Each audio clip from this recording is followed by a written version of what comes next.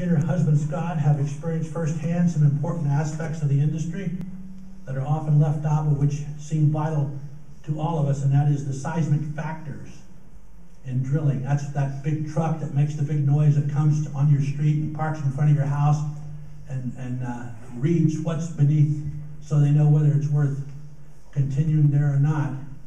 And she can tell you what that big truck can do. So first speaker tonight, coming a long way to speak to us, Tracy McGary.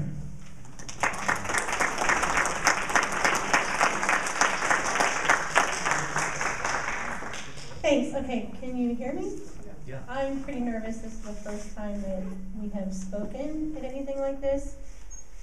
Guess to start out, Scott and I live in a small town in Columbiana County called Homeworth, Ohio. It's just a little farming community.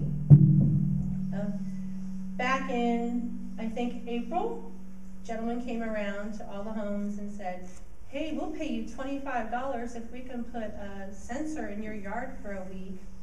Sure, you know, $25 for not doing anything, we'll take it. A couple months later, we noticed along the road all these little pink flags everywhere. Started noticing trucks, white trucks driving up and down our street, people walking around with safety vests. Then we started to see these sensors. They just, a little box that has a bunch of wires and they put them everywhere. And started noticing in all the farms and the fields, you could see the little pink flags. They put them out in the middle of the roads, or in the middle of the fields. Then the trucks started to come down the roads. These big semis that had these weights, and they would just drop them. And I guess between the weights and these sensors, they can test and see what the seismic waves are, and they can do a map underneath the ground. But what happened to us was they did 3 seismic testing sites around our land where they set off synthetic dynamite charges. They're about 450 feet from our well in 3 different places around our property. Not on our property, but on our neighbors, directly behind us and across the street. A few days after that, we noticed our water, like the pressure just wasn't like it was. And then we noticed in our laundry room that we could hear gurgling in the lines. Probably took, what, 2 weeks, you think? Yeah, probably about 2 weeks it got to the point where we had just a trickle. And one day Scott stopped one of the trucks and asked them, can we have some contact information for your company? We think there's a problem with our water.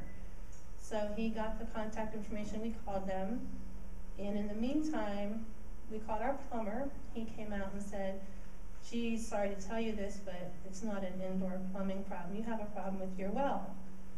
So that was wonderful to hear. So he said, well, why don't you call Ed, this one well guy, and he does good work. We had him out to our house, and he said, yeah, there's definitely a problem with your well. So in the meantime, we called TGC back, and we told them that you know, we've had the plumber come out and the well guy and said there's definitely a problem with our well. Can you help us? You know? And he said, well, you know, we'll come out. We'll send someone out to do some testing to your house. So TGC sent a representative out, and they called a flow test. They filled a 5-gallon bucket with water and timed to see how long that it took. They did it twice, yeah, I think twice. And then Scott and the gentleman went in the house, and I was cleaning up some stuff in the garden, and the water just stopped. Which was nice because he was there. He came out, he looked, turned the hose on, and it just kind of trickled to nothing. And his eyes got real big, and said, wow, I think you've got a problem. Yeah, we've got a bit of a problem. We got an estimate for our well. It was like $7,000, and we were thinking, oh goodness, what are we going to do? Scott was unemployed, so we thought we were going to have to refinance. Went to the bank and found out that it had been like 2 years since our last appraisal. even though we added 2 bedrooms, central air, new flooring, the value of our house drops. It's like $5,000. Yeah, like $5,000 in that 2 years. So then we're starting to worry, thinking, okay, we're gonna come up with this money. We're not gonna be able to sell. You know, if worst came to worst, we can't sell a house without a well. And we were scared. We were really kind of scared.